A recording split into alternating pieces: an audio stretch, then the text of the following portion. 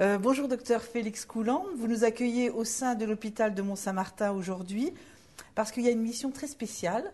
La mission c'est journée main propre. Donc en fait ce que vous allez faire, vous allez donner une piqûre de rappel à tout le personnel de l'hôpital sur un protocole qui existe déjà, que vous pratiquez régulièrement, à savoir l'hygiène des mains. Alors, vous pouvez nous expliquer un petit peu en quoi va consister cette journée, combien de personnes vous allez recevoir et un petit peu dans le détail les points sur lesquels vous allez remettre le couvert. Voilà.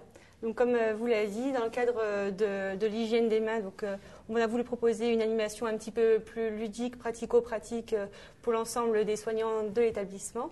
Donc, il va au-delà de l'hygiène des mains, comme on va mettre en scène un patient qui sera en précaution complémentaire. Donc, vous entendez peut-être plus vulgairement le terme isolement. Oui. Donc, un patient qui est en précaution complémentaire pour une pathologie infectieuse. Donc là, en l'occurrence, une bactérie qui est Clostridium difficile, une bactérie qui est très résistante dans l'environnement.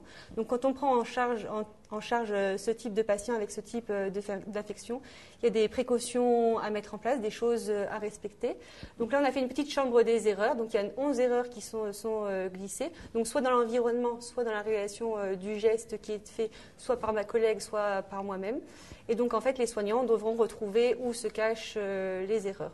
Donc on a une erreur sur l'hygiène des mains, on a une erreur dans l'environnement, sur l'entretien, sur les produits qui sont utilisés, sur la signalétique qui est mise en place pour informer soit le personnel soignant, soit pour informer le visiteur qu'il y a des précautions à respecter lorsqu'on visite ou quand on prend en charge le patient qui est dans cette chambre. Et donc, on mime la scène. Les soignants doivent retrouver les erreurs qui y sont glissées. Après, on fait une petite correction collégiale où les personnes peuvent poser leurs questions et nous, on y répond. Et voilà, c'est un échange un petit peu ludique, toujours dans cette démarche d'amélioration des pratiques, de la sécurisation des soins. C'est vraiment très important. Éviter tout risque de transmission croisée, parce que comme on l'entend un petit peu partout, il y a les infections nosocomiales qui sont à l'hôpital. Donc il faut vraiment respecter des règles de base en hygiène pour éviter toute transmission et éviter les infections nosocomiales ou associées aux soins. Voilà. Donc, vous avez des erreurs particulières. Vous pouvez nous en citer quelques-unes. Voilà, par exemple, au niveau des mains. Comme je vous l'ai dit tout à l'heure, donc d'abord, il y a les mains. Donc, c'est pas de bijoux, les ongles courts, pas de vernis. Donc, ça, c'est vraiment très important. Après, au niveau de l'hygiène des mains, comme vous pouvez le voir dans les établissements de santé, on a des produits hydroalcooliques. Donc voilà, c'est vraiment le produit à utiliser qui est bactéricide, virucide à utiliser en priorité pour vous laver les mains, qui est vraiment efficace. Dans le cas du Clostridium difficile, il y a une petite particularité. Comme je vous le disais, la bactérie est très résistante. Donc en fait, il faut se laver les mains. Par une action mécanique, vous allez enlever les spores, parce que c'est une bactérie qui sporule pour résister. Vous allez bien vous sécher les mains et après, dans un second temps, réaliser la friction hydroalcoolique qui permet d'être bactéricide, virucide et d'agir sur le reste des germes de l'environnement, les germes hospitaliers. Donc ça, c'est une consigne pour les soignants, mais ça peut être aussi une consigne pour les visiteurs, voire même pour les malades. Quand ils passent dans les chambres, ils peuvent toujours se laver les mains avec ces produits que vous mettez à disposition. Voilà, les produits sont disponibles dans toutes les chambres. Il y en a un petit peu dans des endroits stratégiques de l'environnement.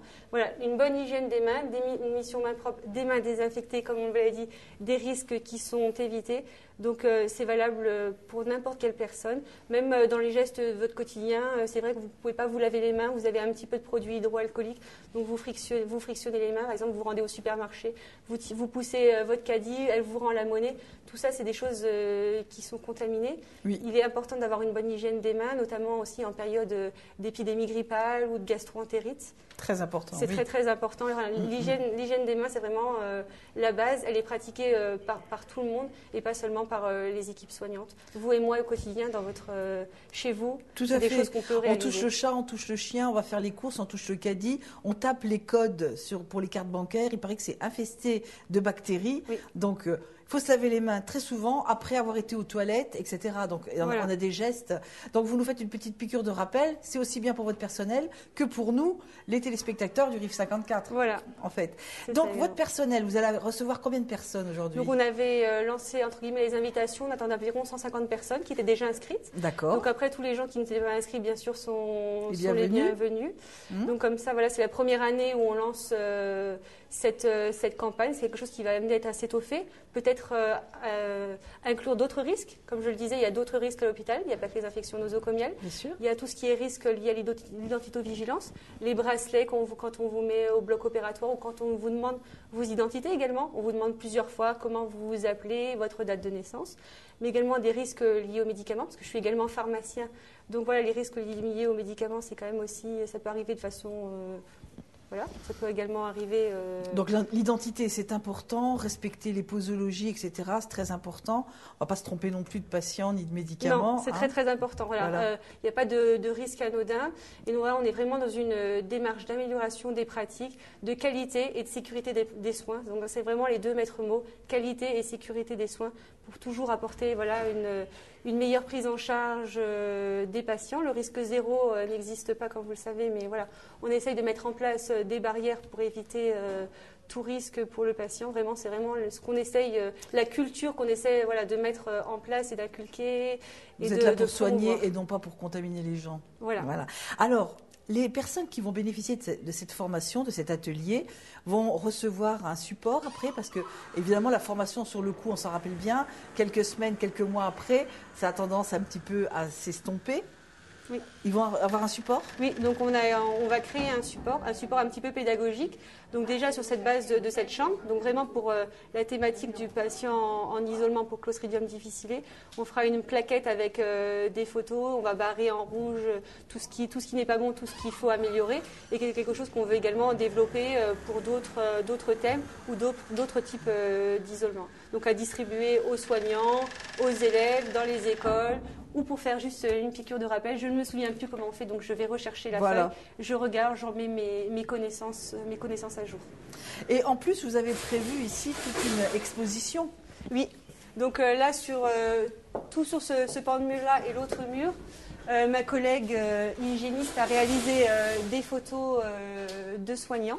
Donc bien sûr, des photos où vous voyez qu'il n'y a pas de bague, que les ongles sont courts, pas de vernis. Voilà. Donc on a réalisé des photos dans différentes prises en charge, que ce soit en train de réaliser un pansement, une toilette.